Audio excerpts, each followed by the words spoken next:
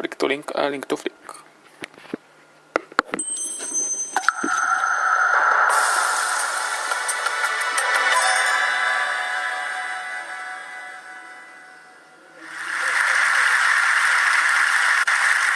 So how many of you ever been in a cave before?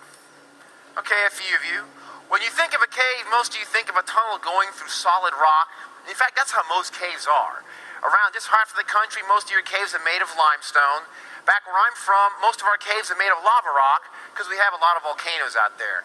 But the caves I want to share with you today are made completely of ice, specifically glacier ice, that's formed in the side of the tallest mountain in the state of Oregon called Mount Hood. Now, Mount Hood's only 1 hour's drive from Portland, the largest city in Oregon, where over 2 million people live. Now, the most exciting thing for a cave explorer is to find a new cave and be the first human to ever go into it. The second most exciting thing for a cave explorer is to be the first one to make a map of a cave. Now, these days, with so many people hiking around, it's pretty hard to find a new cave. So you can imagine how excited we were to find 3 new caves within sight of Oregon's largest city and realize that they had never been explored or mapped before. It was kind of like being an astronaut because we were getting to see things and go places that no one had ever seen or gone before. So what is a glacier? Well, those of you that have ever seen or touched snow, you know that it's really light because it's just a bunch of tiny ice crystals clumped together and it's mostly air. If you squish a handful of snow to make a snowball, it gets really small, hard, and dense. Well, on a mountain like Hood, where it snows over 20 feet a year, it crushes the air out of it and gradually forms it into hard blue ice. Now, each year, more and more ice stacks up on top of it, and eventually it gets so heavy that it starts to slide down the mountain under its own weight, forming a slow-moving river of ice. When an ice pack like that starts to move, we call it a glacier and we give it a name. The name of the glacier these caves are formed in is the Sandy Glacier. Now, each year, as new snow lands on the glacier, it melts in the summer sun, and it forms little rivers of water that flow along the ice, and they start to melt and bore their way down through the glacier, forming big networks of caves, sometimes going all the way down to the underlying bedrock. Now, the crazy thing about glacier caves is that each year, new tunnels form, different waterfalls pop up or move around from place to place inside the cave. Warm water from the top of the ice is boring its way down, and warm air from below the mountain actually rises up, gets into the cave, and melts the ceilings back taller and taller. But the weirdest thing about glacier caves is that the entire cave is moving, because it's formed inside a block of ice the size of a small city that's slowly sliding down the mountain. Now, this is Brent McGregor, my cave exploration partner. He and I have both been exploring caves a long time, and we've been climbing mountains a long time, but neither of us had ever really explored a glacier cave before. Back in 2011, Brent saw a YouTube video of a couple of hikers that stumbled across the entrance to one of these caves. There were no GPS coordinates for it, and all we knew is that it was somewhere out on the Sandy Glacier. So in July of that year, we went out on the glacier, and we found a big crack in the ice. We had to build snow and ice anchors so that we could tie off ropes and rappel down into the hole. This is me looking into the entrance crevasse. At the end of this hole, we found a huge tunnel going right up the mountain underneath thousands of tons of glacier ice. We followed this cave back for about a half mile until it came to an end. And then with the help of our survey tools, we made a 3-dimensional map of the cave on our way back out. So how do you map a cave? Well, cave maps aren't like trail maps or road maps because they have pits and holes going to overlapping levels. To make a cave map, you have to set up survey stations every few feet inside the cave, and you use a laser to measure the distance between those stations. And you use a compass and an inclinometer to measure the direction the cave is headed and measure the slope of the floor and the ceilings. Now, those of you taking trigonometry, that particular type of math is very useful for making maps like this because it allows you to measure heights and distances without actually having to go there. In fact, the more I mapped and studied caves, the more useful I found all that math that I originally hated in school to be. So when you're done surveying, you take all this data and you punch it into a computer and you find someone that can draw really well, and you have them draft up a map that looks something like this. And it'll show you both a bird's eye view of the passage as well as a profile view of the passage, kind of like an ant farm view. We named this cave Snow Dragon Cave because it was like a big dragon sleeping under the snow. Now later this summer, as more snow melted off the glacier, we found more caves and we realized they were all connected. Not long after we mapped Snow Dragon, Brent discovered this new cave not very far away. The inside of it was coated with ice, so we had to wear big spikes in our feet called crampons so we could walk around without slipping. This cave was amazing. The ice in the ceiling was glowing blue and green because the sunlight from far above was shining through the ice and lighting it all up.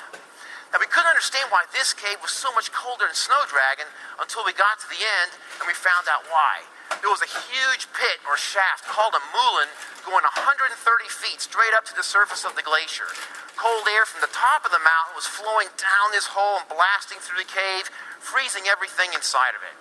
Now, we were so excited about finding this new pit, we actually came back in January the following year so we could be the first ones to explore it.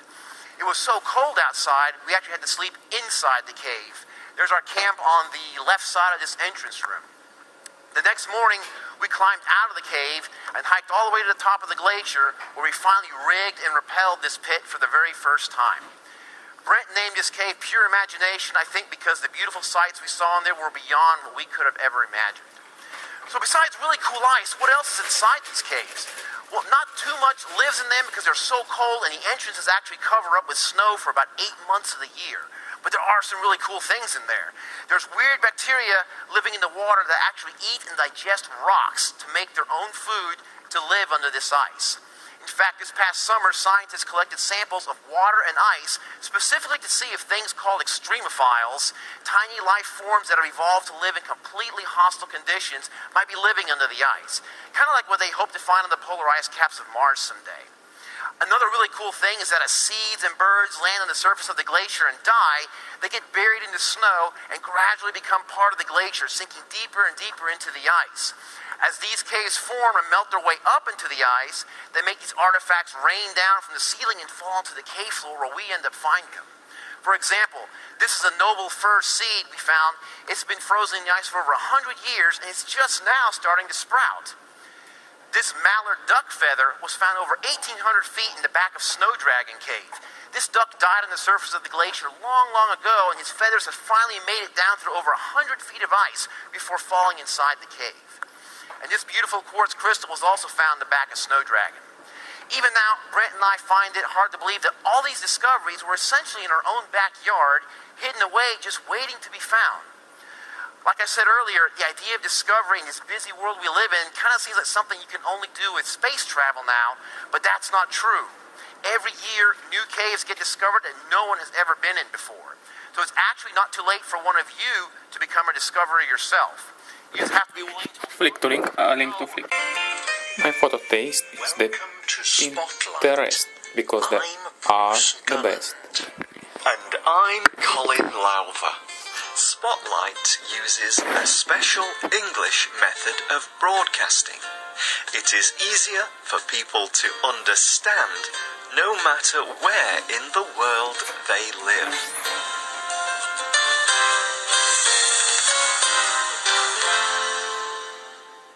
African stories should be told by Africans. I think that is what is important with GPI. We are community reporters. We know our local communities. We communicate with them every day. My name is Nakinti Nofuru. I am a reporter for GPI.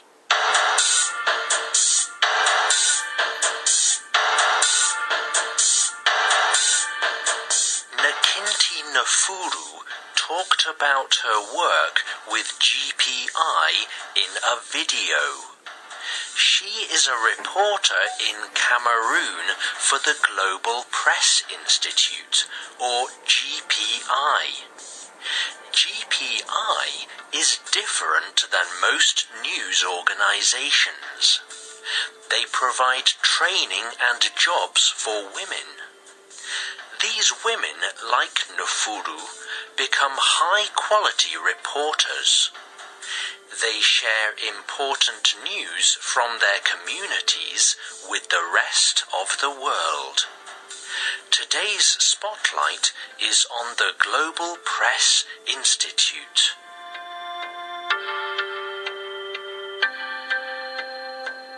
Christy Hegranis is a young woman from the United States. In 2004, she was working as a reporter in Nepal. But she saw that she was not the best person to write stories about Nepal. There were local women who had a lot of knowledge about what was happening in their communities. Hegranis said in a press release, I saw that no matter how much I knew about Nepalese culture, I would always be a foreigner.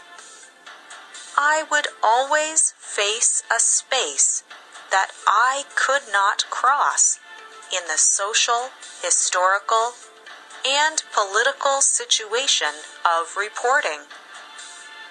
It seemed clear that those most able to report the news were the local people, not a woman from the West. Hegranis left her job and began a new organization. She called it the Global Press Institute. Her goal was to train local women in Asia, the Middle East, Africa, and Latin America. It is often difficult for women to find work that pays them well. And in these areas, women did not have the opportunity to be trained as reporters. GPI could train and employ them as reporters. They would be able to have a good job.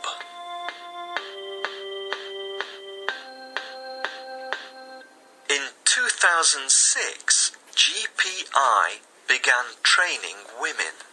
GPI uses a particular method in their training. The women learn how to write good stories from story coaches. These are people who teach good story writing skills.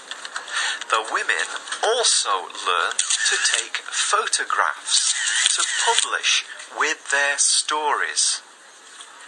An important part of reporting is to make sure that the facts are correct. GPI trains reporters to research everything carefully. The women learn how to find good information sources for their stories. For example, a source can be a person the reporters talk to find out what is truly happening. Sources can also be documents and other materials. By finding good sources, the reporters produce news that is very local, but also of very high quality.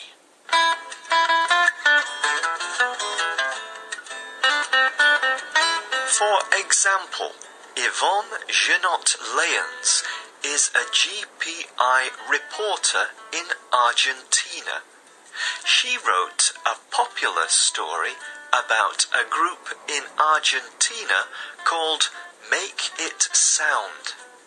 This group teaches people to make musical instruments from garbage that people have thrown away. This story shared interesting community news that people often do not read. Often, international reporters cannot understand what is happening on a community level. News organizations are also using fewer international reporters. This means that people around the world are not hearing many important stories. Christy Hegranis explained to Forbes magazine. I founded GPI to create a new way forward for the decreasing field of international reporting. Most newspapers have closed their foreign offices. The few that remain cost a lot of money to operate. They are limited in their ability to write about anything other than war, disaster, poverty, and disease. The idea of GPI is simple: to train local people. They understand the social, historical, and political situation of a place. They can provide low-cost, high-impact news coverage for local and global readers. Today, GPI has trained more than 130 women as reporters. The women are in 25 different countries around the world. The Global Press Journal publishes the women's stories. GPI also has more than 50 major international publishing partners. These news organizations share stories from GPI reporters. And they are having a very big effect. GPI reporting provides a wider way to see the world. People learn more about what is happening in other places. This awareness can even make people want to make changes in their communities. It also helps to keep open and honest communication between people in different countries. Paige Stoyer is the photo editor for GPI. In a GPI video, she says, GPI is a change maker on many levels. It makes change globally because it is changing how international reporting works. It is also a change maker in the individual lives of the women that it trains and employs to be reporters. GPI also provides fair pay for women who may not be able to make enough money doing other work. The women then use this money to help themselves and their families. They gain more power in the community. Manori Wijesakera is a GPI reporter in Sri Lanka. In a GPI video, she explains how reporting for GPI changed her life. I think GPI sees the world very differently, and I value that. GPI has given me an identity, but much more than that. I think GPI has given me a sense that there is something out there that I can actually do, something that I can work toward. GPI is changing lives around the world. If you would like to read stories from GPI reporters, you can visit our website. You will find the link to the Global Press Journal there. We end our program with reporter Nakinti Nafuru from Cameroon. She tells GPI how it has made her life better.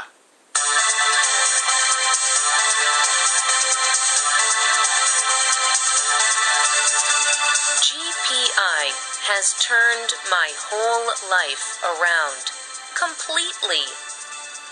It is like a total new life. I feel so special. I feel so grateful. I feel like a specialist thanks to my editors. Whenever I write a story, I am hoping to see comments. I am hoping to get responses from people.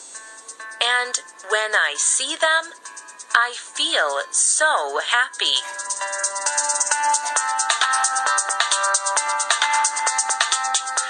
The writer of this program was Rena Dam. The producer was Luke Haley. The voices you heard were from the United Kingdom and the United States. All quotes were adapted for this program and voiced by Spotlight. You can find our programs on the internet at www.radioenglish.net. This program is called Global Press Institute. We hope you can join us again for the next Spotlight program. Goodbye.